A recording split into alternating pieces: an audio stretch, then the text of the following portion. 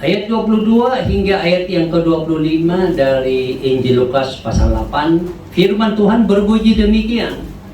Pada suatu hari Yesus naik ke dalam perahu bersama-sama dengan murid-muridnya.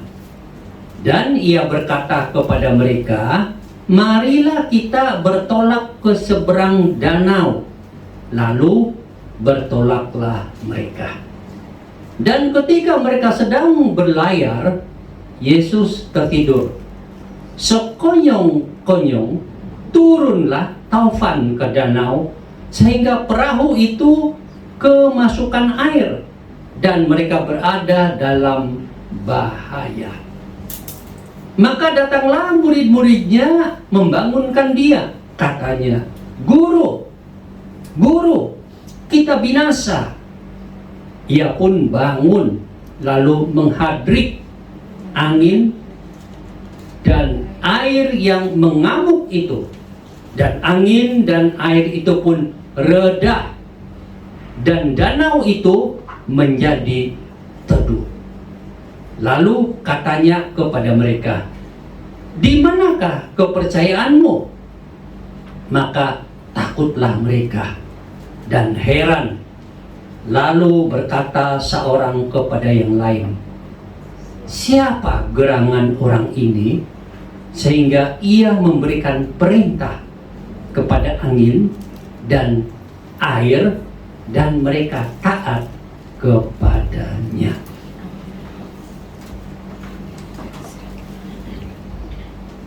Apa yang Tuhan mau kita paham, mengerti, tahu dari perikop yang baru saja kita baca tadi? Yang pertama, Tuhan memberitahu kita bahwa dalam kehidupan sehari-hari seperti yang dialami oleh murid-murid Yesus, ada masalah yang datang. Yang kedua, di dalam masalah yang datang, kita atau murid-murid Yesus ada ketakutan, ada kekhawatiran. Yang ketiga, kehadiran Yesus bersama mereka memberikan satu pelepasan dari masalah yang dihadapi.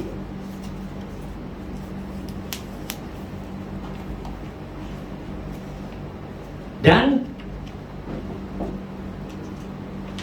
yang terakhir, Tuhan memberitahu kita seperti murid-murid di situ, seharusnya milikilah iman untuk percaya akan pertolongan, anugerah pertolongan Tuhan. Itu yang Tuhan mau kita paham. Nah, sekarang bagaimana setelah kita memahami itu, kita terapkan di dalam kehidupan kita? Kadang kita tahu, hafal, dan kita bangga dengan orang yang tahu ajaran firman dengan baik, hafal ayat-ayat firman Tuhan dengan baik. Kita bangga. Tapi kita sangat kecewa kalau mereka tidak bisa melakukannya di dalam kehidupan, atau tidak bisa tahu bagaimana pula mengaplikasikan atau melakukan atau mengimani firman Tuhan itu.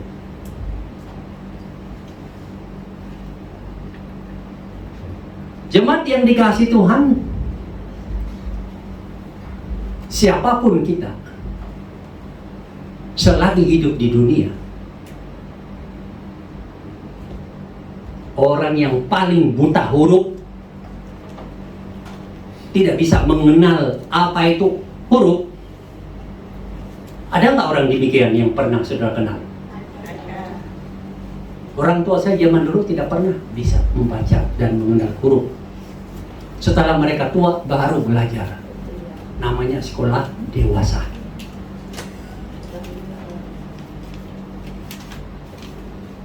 Sebuta huruf pun mereka mengalami masalah nggak? Mengalami. Banyak masalahnya? Banyak. Orang yang paling pintar, pendidikannya tinggi, S3 dan SS yang lain,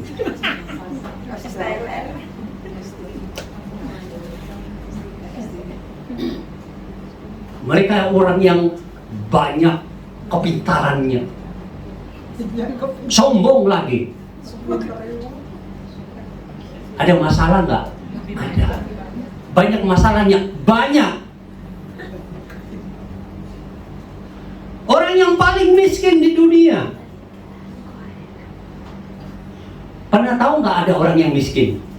Miskin ini begini, tergantung negara masing-masing membuat definisinya. Tapi beberapa rupiah pun tidak ada. Harta pun nebeng. Atau lari ke sana, tidur ke sana. Tidak ada, pokoknya miskin habis-habisan. Kalau di desa itu tanahnya luas, tapi rupiahnya enggak, dan itu bukan miskin, kaya itu. Jadi kalau tanah saudara 1-2 hektar, jangan bilang saya miskin. Langsung bilang saya ini kaya. Kenapa? Tanah saya itu loh, hektar-hektar. Cuma rupiah aja kurang. Yang paling miskin, tidak punya uang, ada masalah nggak? Ada. Banyak nggak? Banyak. Orang yang paling kaya, paling kaya, paling kaya, ada masalah nggak? Ada. Banyak nggak? Banyak.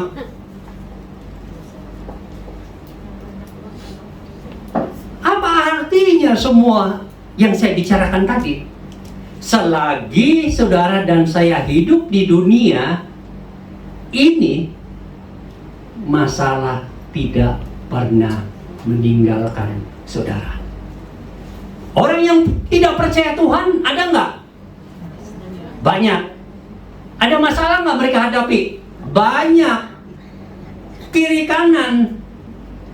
Orang yang paling percaya Tuhan, alim, ada masalah nggak? Banyak.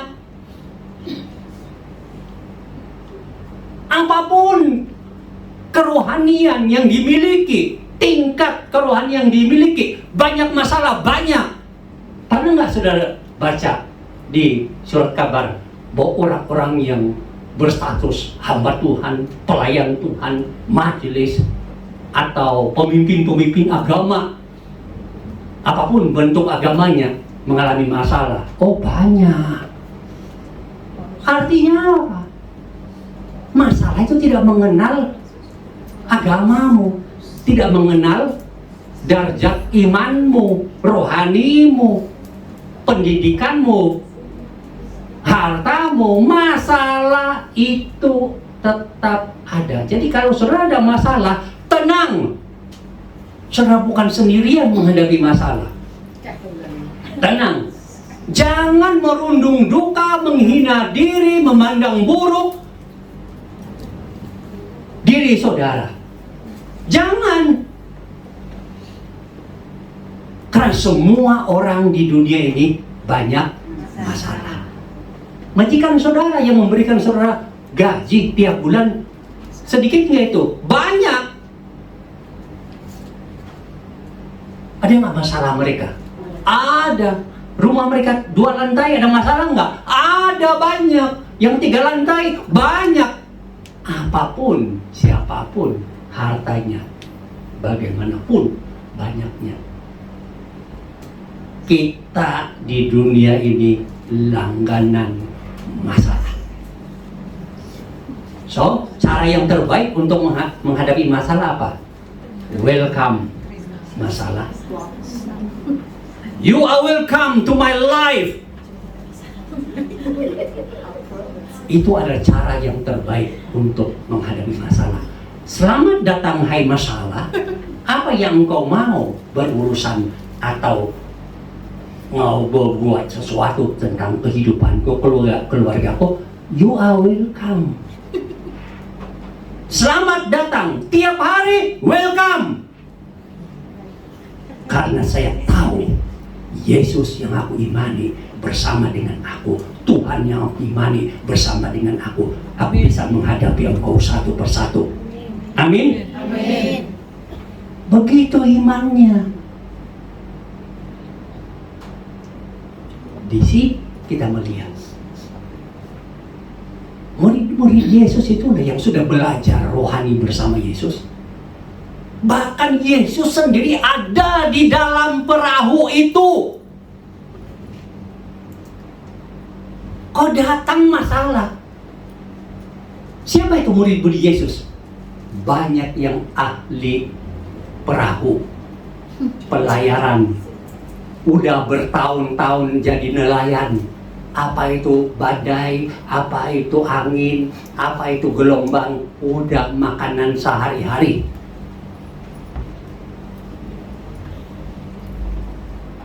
Saat mereka berlayar bersama Yesus, masalah datang.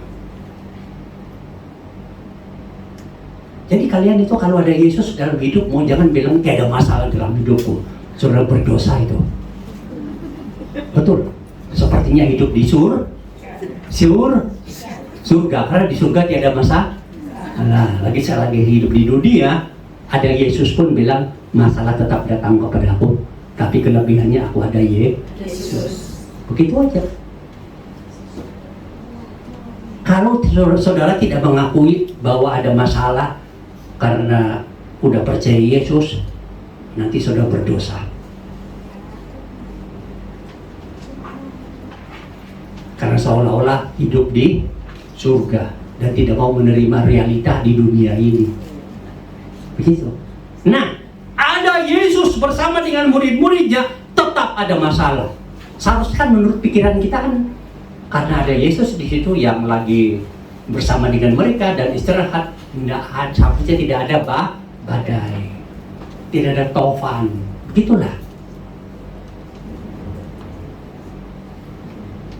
Tapi tetap murid-murid mengalami masalah. Jadi dalam kehidupan saudara yang rajin berdoa, jangan pikir saudara tidak akan menghadapi masalah. Yang rajin baca Alkitab, jangan berpikir bahwa saudara tidak akan ada masalah.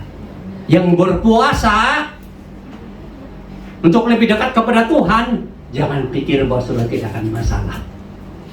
Yang sudah puluhan tahun mengikut dan percaya Yesus, jangan berpikir tidak akan menghadapi masalah.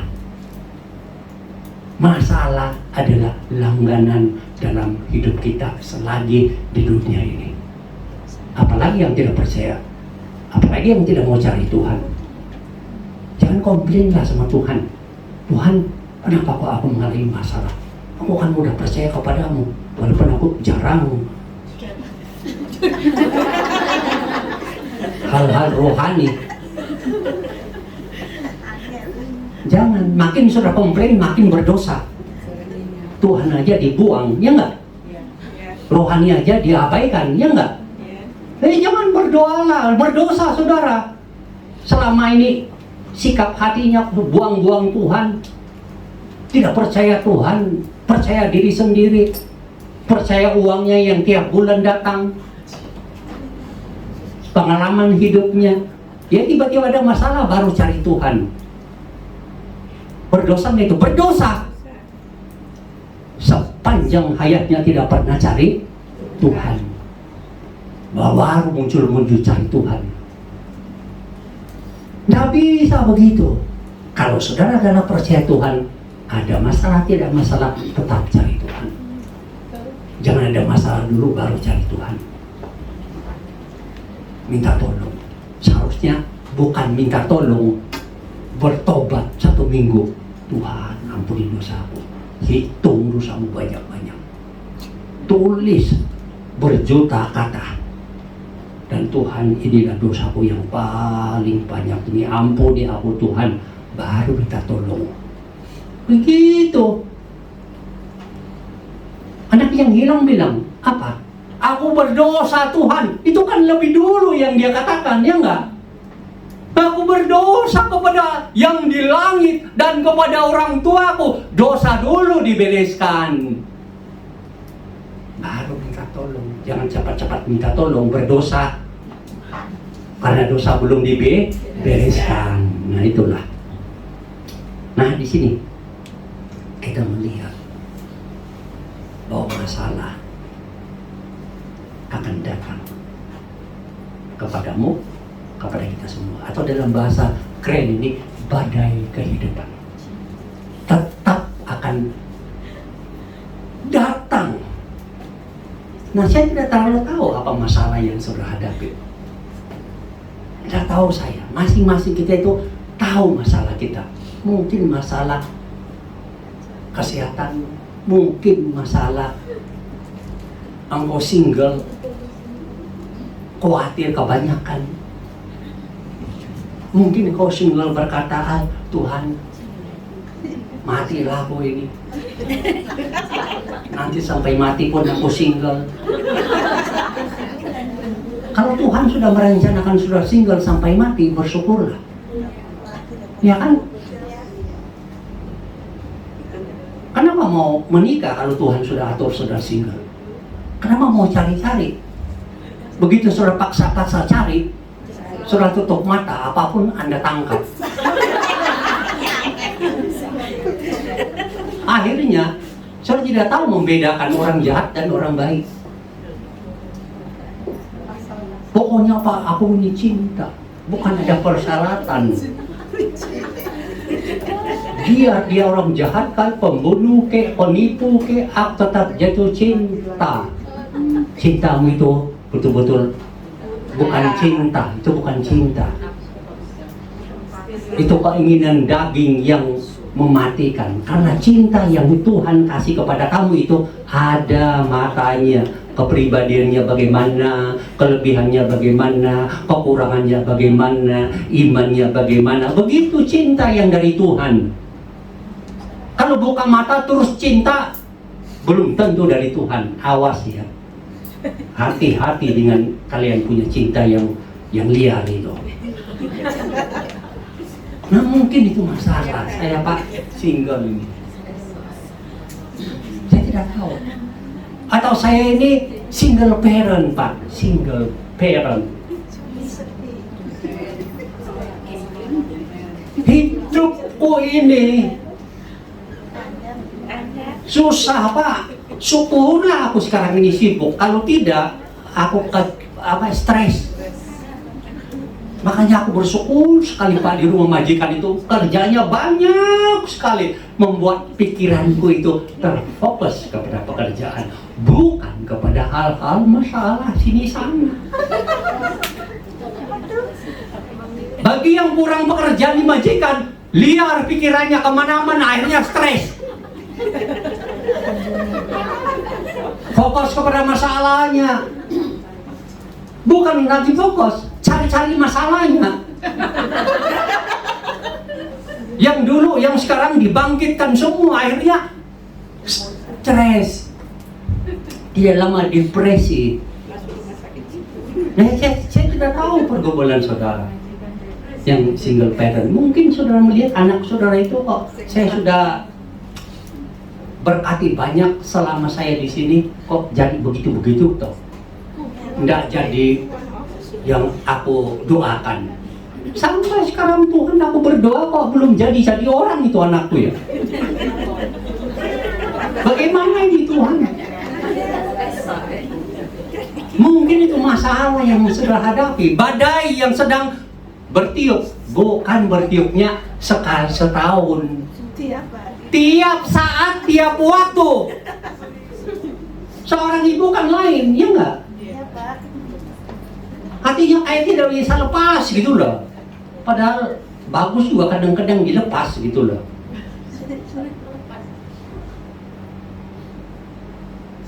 Jadi itu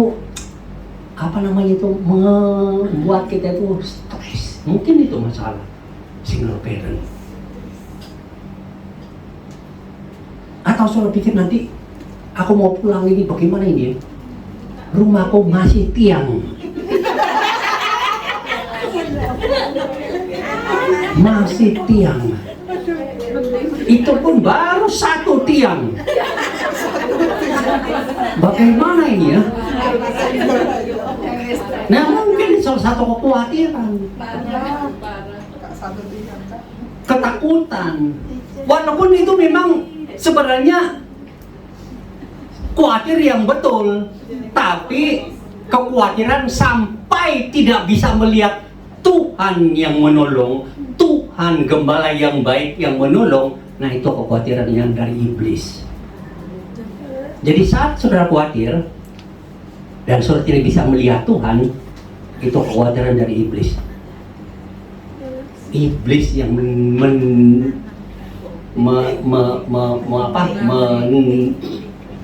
menulis di dalam pikiran dan hatimu. Tapi kalau saat saudara khawatir, yang saudara ingat Tuhan, itu lain. Itu betul. Anda tahu, atau ada masalah di dalam hubungan suami istri yang sudah susah menghadapinya.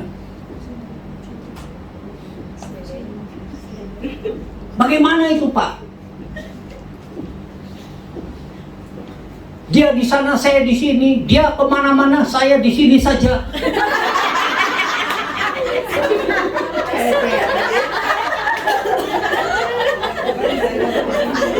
Hancur hati kan? Jadi masalah itu bukan kecil, besar itu masalah itu. Besar. Masalah hubungan dan sebagainya. Nah, saya tidak terlalu tahu apa masalah saudara. Mungkin ada di situ atau mendekati ke situ, atau tekanannya beratnya sama, walaupun masalahnya beda-beda. Tapi itulah, selagi kita di dunia ini, walaupun Yesus bersama dengan kita, masalah akan tetap datang. Itulah adat dunia ini selagi kita hidup. Makanya kalau teman-temanmu bermasalah, jangan pandang rendah. Kami tidak sungguh-sungguh percaya Tuhan. Kami tidak berdoa, tidak baca Alkitab, makanya masalah datang. Jangan. Masalah itu adalah langganan. Tuhan Yesus pun tahu itu langganan bagi setiap kita. Makanya kalau di firman Tuhan yang lain, kalau kamu kuat, janganlah kamu khawatir. Tuhan kasih tahu kan? Kenapa? Dia tahu kita akan khawatir.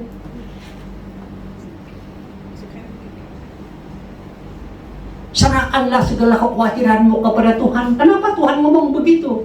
Dia tahu selagi hidup di dunia, anak-anak Tuhan pasti mengalami kekhawatiran. Tapi kiblatmu kemana saat menghadapi kekhawatiran? Tuhan kah? Hatimu kah? Atau apa? Mungkin ada yang juga mengalami masalah keuangan, padahal uang saudara itu kebanyakan.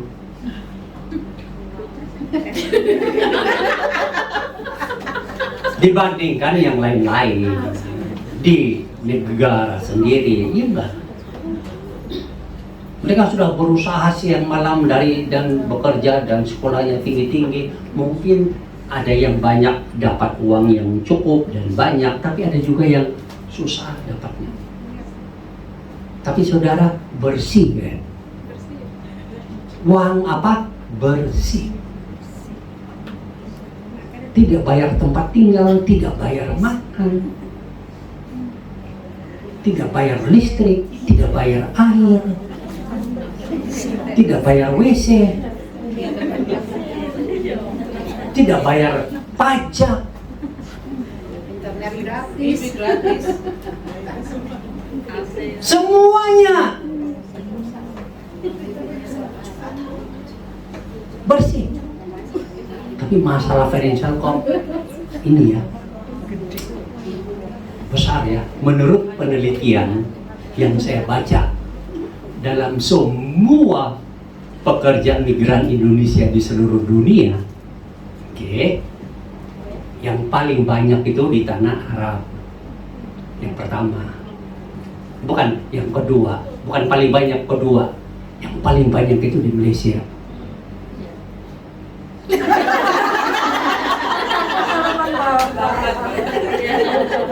Selamat ya, kita bersaudara. Hai. Jadi pekerjaan, karena satu makanannya sama, bahasanya iya dan dekat. Begitu. Yang kedua paling banyak itu di Arab. Penelitian semua dilakukan dan ada yang membuat kesimpulan bahwa di Hong Kong itu gajinya lumayan besar, tapi masalah keuangan paling besar.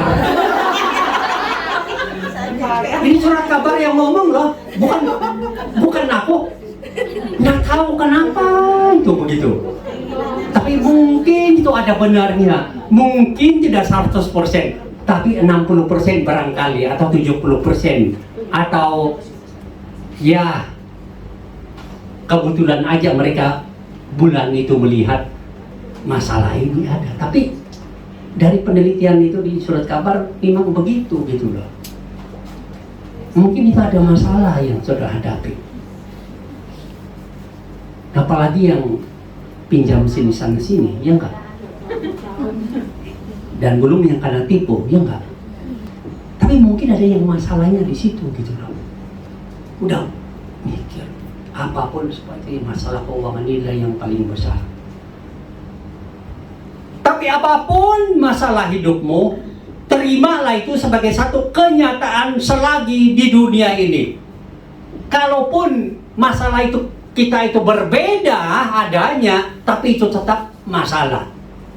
Dan masalah itu datang tidak ada jadwal khusus. Dia datang tiba-tiba. Ada yang sudah lama bersama dengan engkau, tapi ada yang datang tiba-tiba. Seperti Yesus dan murid-muridnya, mereka selama ini belayar mungkin tidak ada masalah itu. Tapi pas waktu itu kok badai langsung datang. Tapi luar biasa. Luar biasa sekali. Kehadiran Yesus di dalam murid-murid ini. Mereka mendapatkan pertolongan. Petrus dan kawan-kawan yang lain yang sudah biasa menerpa badai ya, selama mereka jadi nelayan ya. Tapi waktu itu kelihatannya ini dia punya signalnya tinggi badainya. Akhirnya perahu sudah ada air dan sebentar lagi pasti akan tenggelam. Yang sehebat Petrus nelayan yang bertahun-tahun pun langsung takut, langsung cari Tuhan Yesus yang ada bersama mereka. Kita akan mati. Mungkin itu pernah dialami Petrus dalam kehidupannya. Dia yakin sekali dengan badai begini, keadaan perahu begini, pasti mati ini. Tuhan, kita pasti mati. Yesus yang sedang istirahat langsung bangun. Langsung tenang-tenang saja. Badai, stop.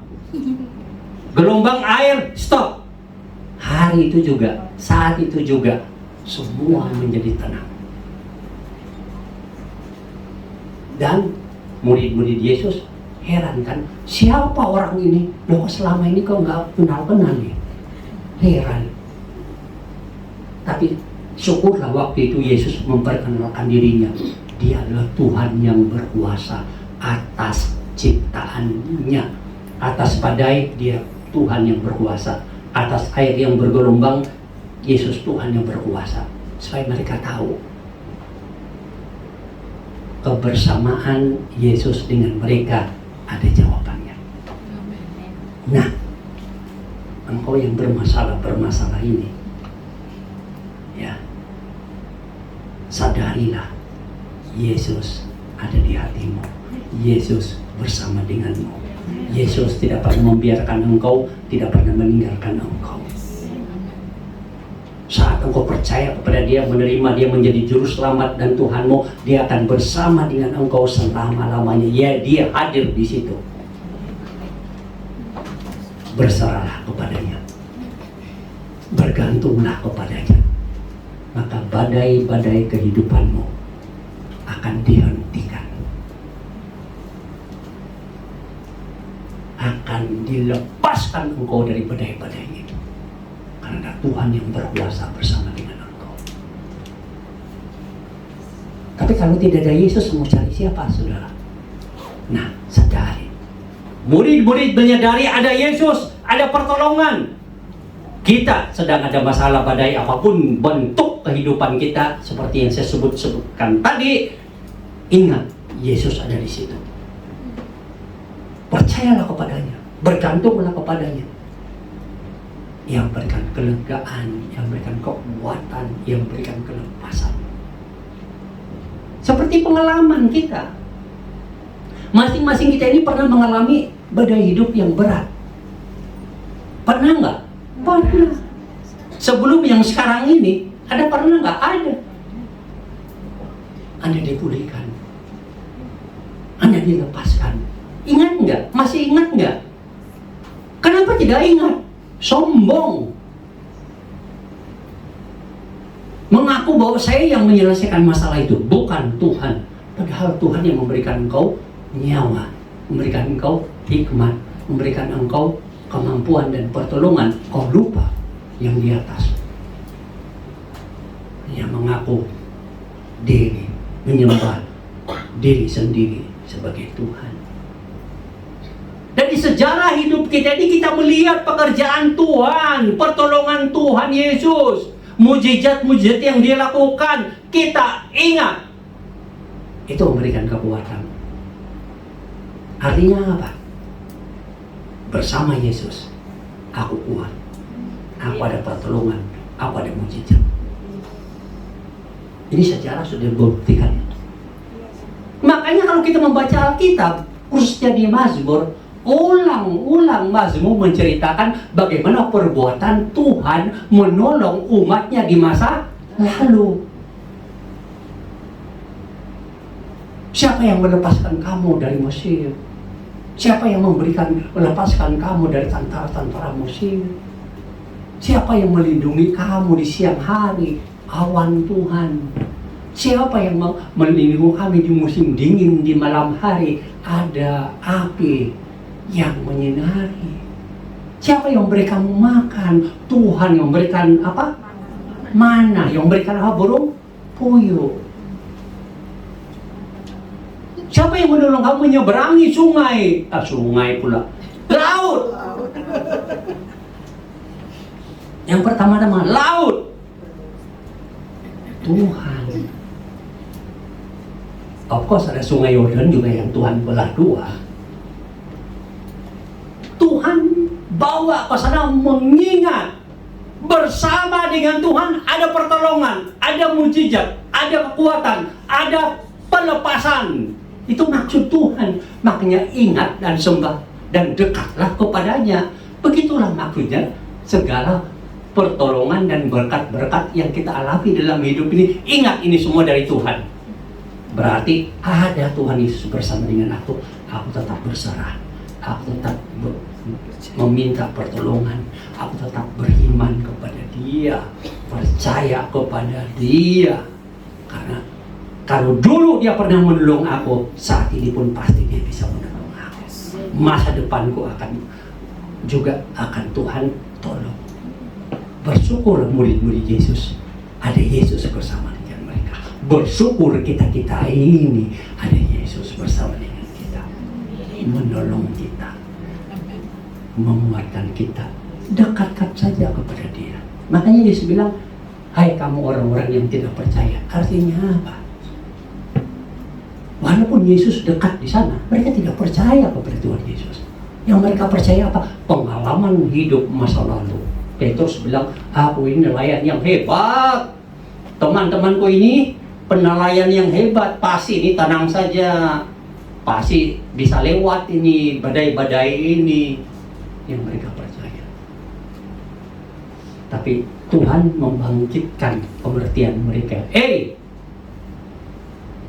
Iman kepada Yesus, kepada Tuhan, bukan kepada pengalamanmu, kepada Tuhan. Nah, itulah kita beriman kepada Tuhan, percaya kepada Tuhan. Ini yang memberikan kita kekuatan. Makanya kadang-kadang sesulit apapun, welcome aja masalah datang. Karena engkau tahu siapa yang bersama-sama dengan engkau, siapa yang engkau imani, yang dapat menolongmu, menguatkan kamu, memberikan penyelesaian kepada masalahmu. Bergantung kepada Dia. Siapakah yang bisa memerintahkan badai, tofan, air, gelombang itu berhenti? Yesus. Karena Dia adalah Tuhan. Dia adalah pencipta langit, bumi, dan segala isinya. Karena Dia segala sesuatu di dunia ini dijadikan. Tuhan berfirman, jadilah langit dan bumi, jadilah tumbuh-tumbuhan, jadilah makhluk hidup, jadilah manusia. Dan firman itu bersama-sama dengan Allah yang adalah Allah sendiri turun ke dalam dunia menjadi manusia. Itulah Yesus. Tuhan yang berkuasa, yang dapat menolong kita. Iman itu apa sih? Percaya kepada Tuhan Yesus, itu iman yang Yesus maksudkan. Kapan timbul itu iman?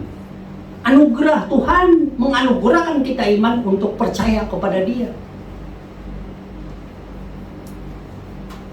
Apakah orang yang banyak pengetahuan firman Tuhan imannya kuat? Enggak. Enggak semesti. Banyak yang belajar Alkitab banyak-banyak itu tapi imannya hancur-hancuran. Iman itu hanya percaya, bukan tahu banyak, percaya. Saya berikan satu contoh. Dalam pelayanan saya, dulu di desa, di mana? Desa. Buta huruf orang-orangnya. Nggak tahu apa itu A, apa itu E. Nggak tahu itu. Tapi setelah orang-orang desa ini ya, dengar apa yang kita ajarkan, siapa itu Tuhan, siapa itu Yesus, apa yang Yesus lakukan, dan bagaimana mereka bisa terima Yesus dan ikut Yesus, dan mereka terima dan percaya. Itu saja. Kalau ditanya, apakah ibu percaya Yesus? Yo, saya percaya Yesus, saya beriman kepada Tuhan Yesus. Apa saja yang ibu tahu tentang ajaran-ajaran teologi dalam Bible? Tidak tahu siapanya, Pak. Tidak tahu. Jadi yang kamu tahu apa? Yesus itu Tuhan, Yesus itu juru selamat, Yesus itu mengampuni dosa saya beriman kepada Dia, percaya kepada Dia. Saya jalan terus berdoa kepada Tuhan Yesus.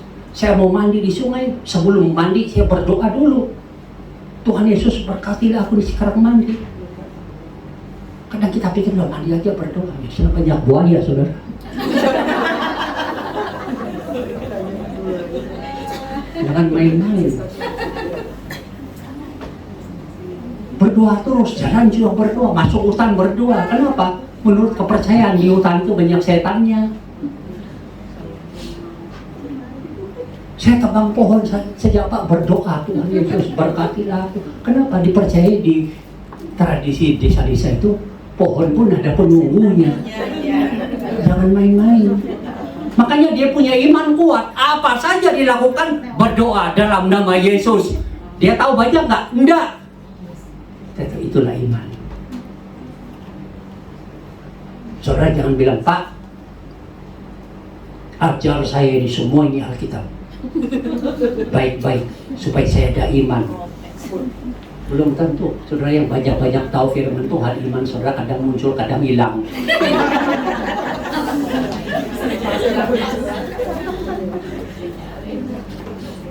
Tapi patutkah kita belajar? Oh, yes, harus. Tapi iman tidak ditentukan oleh banyak pengetahuan. Sedikit saja tapi yang benar. Percaya Yesus, percaya. Percaya Yesus mengampuni dosa, percaya. Kamu terima Yesus sebagai juru selamat dan Tuhanmu, amin. Saya percaya engkau masuk surga. Tapi pasti belum hafal-hafal ayat Alkitab. Nggak ada kaitan. Tapi kalau ada kesempatan, mau harus belajar ya Bu? Ya Pak. Masih ingat yang mati di kayu salib bersama Yesus? Pada hari ini ingatlah aku Yesus, kalau engkau sudah naik ke surga, pada hari ini juga engkau akan bersama-sama dengan aku di Firdaus. Apa yang ada di dalam otak orang itu? Tidak ada itu apal-apal Yohanes 3:16. Tidak ada. Tidak ada itu apal. Dia itu tidak percaya awal-awalnya. Firman yang lain pun dia tidak tahu itu. Yang dia tahu satu saja, muncul di hatinya, Yesus itu pasti bukan manusia biasa. Aku percaya kepada dia. Makanya dia bilang, ingatlah aku. Mana kita mau minta orang ingat-ingat kalau kita tidak ada kaitan atau percaya kepada dia? Keluar saja lah di luar sana. Cece, ingat, remember me. Paling-paling karena tangan, ya enggak? Tapi kalau orang yang saudara percaya dan kenal, oh itu lain. Makanya itu terjadi. Nah, iman itu sederhana yang Yesus tuntut di sini. Percaya kepada Tuhan, beriman kepada Tuhan, dekat kepada Tuhan, amini dia. Aminkan Tuhan itu di dalam hidupmu saat menghadapi apapun badai. Itu saja. Berapa lama Pak? Teruslah. Terus. Jangan berhenti. Jangan berhenti. Karena saat engkau beriman, itu ada berkat khusus, memberikan kekuatan, memberikan pemulihan, dan memberikan penyelesaian, dan memberikan mujizat. Orang yang beriman kepada Tuhan itu tetap tersenyum. Senyum? Terpaksa. Senyum yang benar. Ada yang terpaksa kelihatan. Senyum, gembira, bahagia. Yes, itu akibat beriman kepada Tuhan. Jadi ada senyum iman. Senyum iman kepada Tuhan Yesus. Amin. Mari kita berdoa.